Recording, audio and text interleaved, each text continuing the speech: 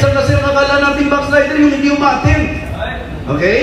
So, syempre po, yung mga talagang hindi umaten, backslider yan. Pero huwag niyo pong sasabihin na ang backslider yung hindi lang umaten. Diba? Halimbawa lang po, pag ikaw umaten, anong oras ka umaten? Yung oras ba ng pagsamba o yung oras na gusto mo? Di ba? Meron po akong pinag-preachang, sabi niya, "Nako, alam niyo po, Bishop, wala po kami mga professional dito sa church." Ah, ganun ba? Kasi mga tao namin dito, mahihirap lang sila. Yung iba nga, mga walang trabaho.